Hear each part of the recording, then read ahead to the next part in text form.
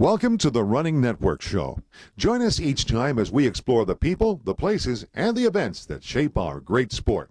My name is Kathleen Sherman, and I was fortunately enough to be chosen to be the Race Director of the Year, and I'm absolutely thrilled about that. I have been involved in the Sherman of Falmouth road race now for going into the 38th year. I started when I was just a young girl, newly married, and have grown up with this race, as have my children and all of my friends and my dear husband. I work with Lucia and John Carroll and Rich Sherman, and the four of us have spearheaded this event for all these years. And my job is a myriad of jobs. I'm basically in charge of volunteers. I'm in charge of taking care of the sponsors once the sponsors are signed, except for Cigna. All the other sponsors I deal with. I'm also responsible to do all the logistics for the race, as well as the marketing of the clothing for the race. And basically anything that has to be purchased and has to be moved or set up is in my area of expertise. I am also in charge of all the hospitality for the race, all the different events.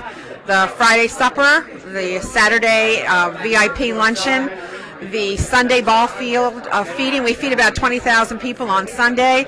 Hot dogs, and we have yogurt and ice bars, and you name it, we have it. Ocean Spray cranberry and Poland Springs, wonderful juices. We're very blessed to have Willow Tree chicken salad at our event. We have wonderful, wonderful clam chowder from New England. So it's a real New England event. We've had the same sponsors, many of them for many, many, many years, more than 20 and 30 years. So we really love our sponsors, and we particularly love Cigna and our new bank sponsor, Rockland Trust, because Rockland Trust really made a big difference to us this year, and they'll be back for the next 3 years, just announced today. So we're very excited that the sponsors are still excited about our race. And the most important part about our race, as every race director will say, are the volunteers. We have a core of volunteers who have been with us for over 30 years, in addition to over 2,000 other volunteers who come from year to year. Now, the 2,000 volunteers, many of them are students.